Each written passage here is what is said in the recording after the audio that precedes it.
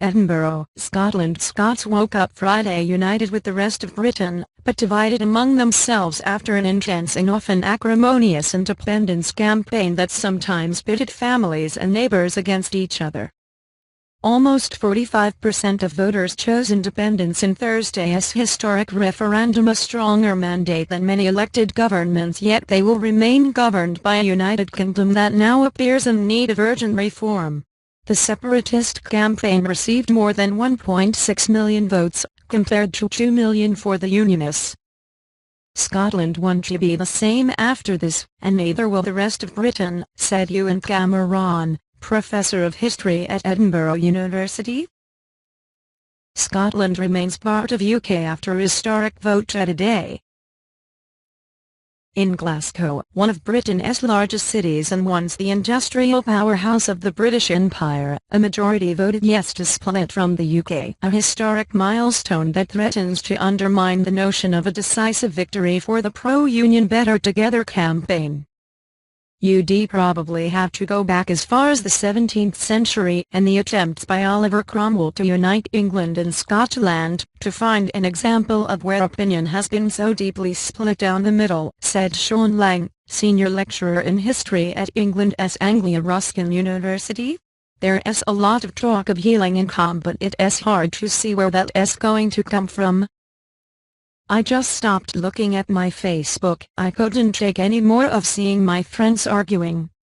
A YouGov opinion poll published Wednesday in the Times found that as many as 1 in 6 people living in Scotland were so alienated by the independence campaign that they would have considered moving away had the yes side scored a victory.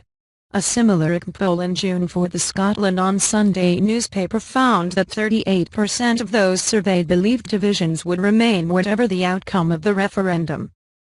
It follows weeks of intense and sometimes ugly campaigning in a national debate that often spilled over into arguments in offices, pubs and on social media.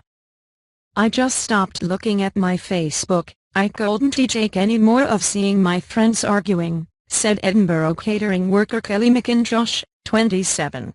Some people I know have just stopped talking to each other. You don't normally discuss politics with your friends, but this time everybody has been talking about the referendum. I am glad it's all over. Political leaders were quick to talk of reconciliation after Friday's result.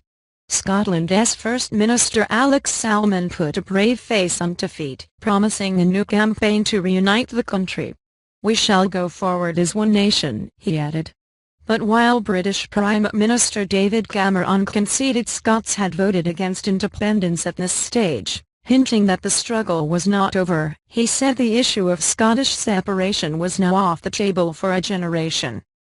Pro-independence leader and Scottish First Minister Alex Salmond delivers a speech to supporters after the Yes campaign lost Thursday's referendum.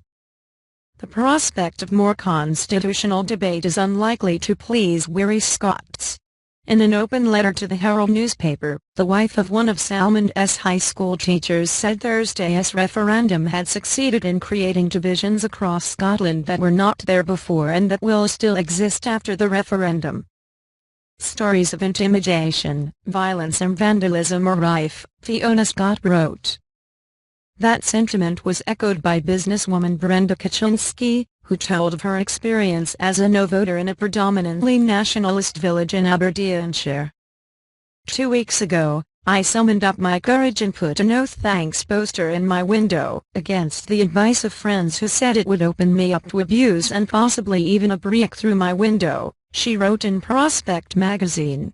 How ridiculous that I should be worried about the consequences of expressing my opinion to people among whom I have lived happily for 15 years, but this is the climate of fear in which I am currently residing. While hosting lunch for friends at her Edinburgh home on Friday, 63-year-old Irene O'Chanlett told NBC News that she was relieved that months of relentless campaigning had ended. I think there are a lot of unhappy people, she said. I hope the divisions will be healed. We have to do the best for the country. We have got to live together. Cameron, the Edinburgh University professor, highlighted that Friday's 55% no vote was more decisive than polls had suggested before the referendum, leaving little room for animosity. "We Scots love a grievance, but the fact is that the outcome of this referendum is not in contention. That is something